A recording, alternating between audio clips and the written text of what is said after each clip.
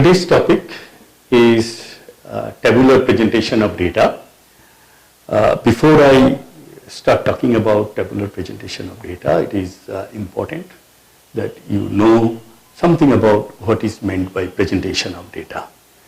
So, presentation of data is very important because when raw data is collected, it has to be summarized and presented in such a way that the nature of data, the volume of data, all this can be easily understood from the presentation in a very clear and exhaustive manner. By exhaustive manner, I mean that the totality of the data should be clearly conveyed. And also, another desirable thing is that some important features of the data will also emerge out from the presentation of data. Now, there are many forms of presentation of data. Today we will talk about only tabular presentation of data.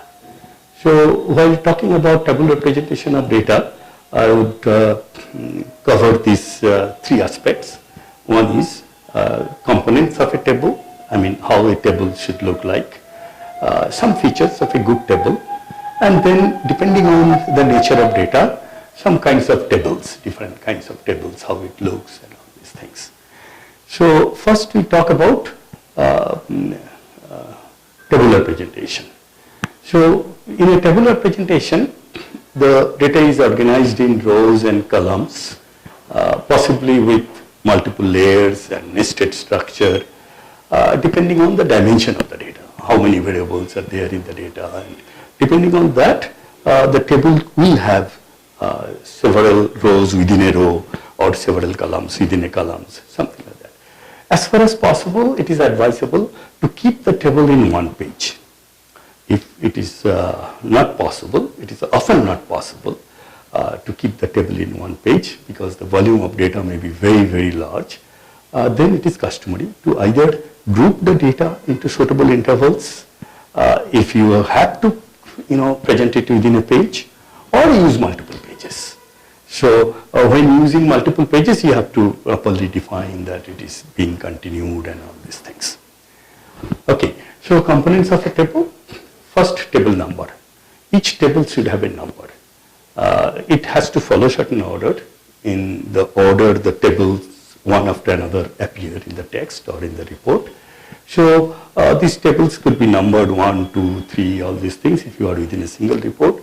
But if your report consists of several chapters, then it may be advisable to give the table numbers as chapter dot the table numbers like 2.1, 2.2 and so on for chapter 2.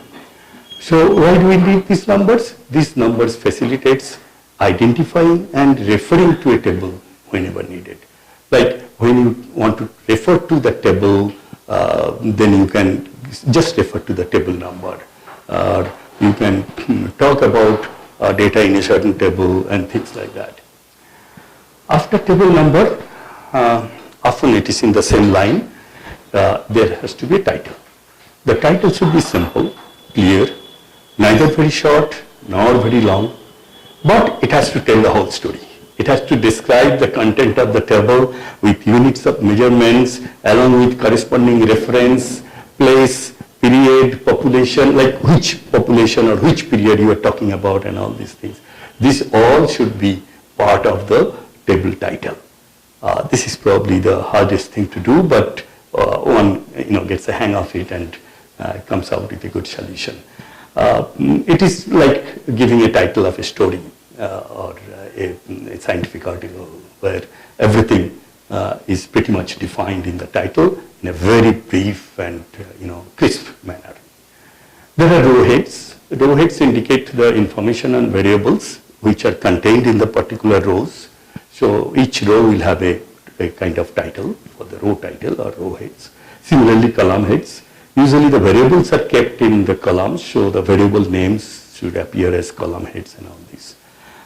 It also appears in row heads, but in column head it is often seen that a subheads are necessary. Like a variable has two types, we'll see examples. Then those two types would require two different columns and corresponding heads and all these things.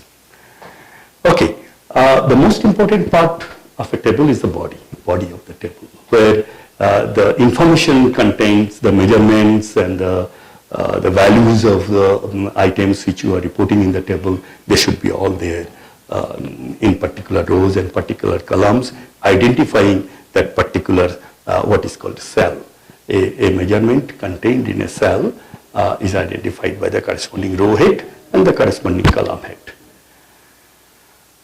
Finally, it is not necessary to have footnotes for every table, but often it helps that if further clarification of the items are needed, sometimes if supplementary information to be given, or if the table is used from secondary data, then the source of the table, all these need to be put in a footnote of the table. Usually comes at the bottom of the table. Okay. So what are the features of a good table? Pretty much whenever I defined all those components, I said how it should be, and those pretty much define the good features of a table. Still, to give additional few, often in a table it is important that you compare two things or two types. So to facilitate comparison, the corresponding items should be placed in rows and columns close to each other. If the rows are being compared, then the two rows should be adjacent as much as possible, and if the columns are being compared, the columns should be adjacent as much as possible. We will see examples of that. Items which require emphasis, special emphasis, that it has special importance, they should be highlighted in bold or italic or in any other fashion. Rows and column totals are very important aspects of a table. It often helps to have those totals along with a grand total, and whenever applicable, the ratio and percentage figures may be also reported. The number of decimal places should not be too large. Usually, whenever things are coming up from computers, they come up with a large number of decimal places. It should be limited. It should be limited with appropriate note. So this is about features of a good table. Now, some different kinds of tables. It depends on what kind of variable you are reporting. Now, if you are reporting a categorical variable like race, like grade in an exam, like education level and all these things, then frequency table is the option. So it consists of the frequency distribution and relative or percentage frequency distribution should also be there. And if the categories are ordered, then the cumulative frequency also helps. I have given one example here. And look at it, I numbered it as table 1 because this is the first table I am talking about. Rating of app cab services in 2 cities based on customer response in December 2018. I give the frequencies in Kolkata and Kochi. There are 5 ratings: poor, below average, average, above average, and excellent. And you see the frequencies in Kolkata and frequencies in Kochi. These frequencies, if you look at them very carefully, you can probably find out the differences. But in order to see the difference very clearly, you have to look at the column under relative frequency.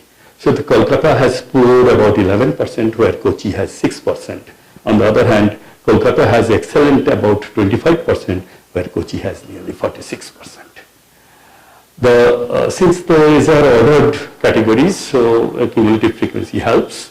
You look at any row, for example, above average, 334. So out of 445, 334 of them have above average or below ranking. So that kind of information can be drawn from cumulative frequencies. These are usually known as quantiles or percentiles and things like that. You will also notice that in this table 1, there is a footnote on the rating. And I write down in that footnote that the source not verified. The source of the data I have not verified yet. Okay, so that's about it.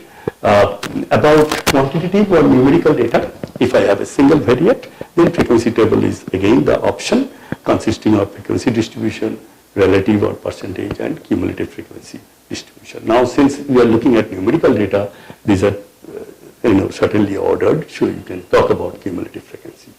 For count variable, the row heads could be, the row variables could be the counts 0, 1, 2, or and if the count goes much larger than say 5 or 6 or 10, then the last few numbers, usually frequencies, become very small.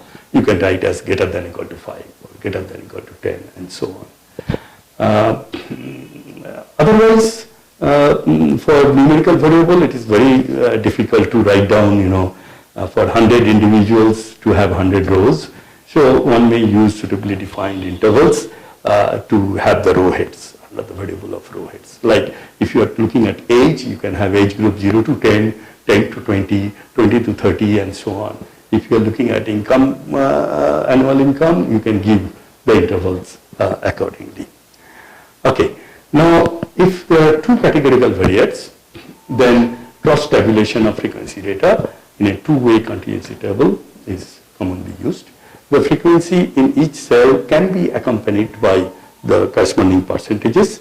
Now the percentages of row total or percentages of the whole thing, that should be cleared from the context, or it should be written down somewhere.